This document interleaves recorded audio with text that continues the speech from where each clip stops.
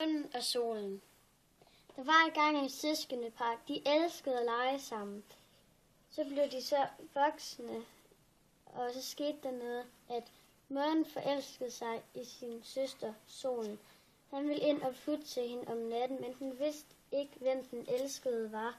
Så derfor smurte hun hans arm ind i solen, og så næste dag vågnede hun og opdagede, at det var hendes bror, månen.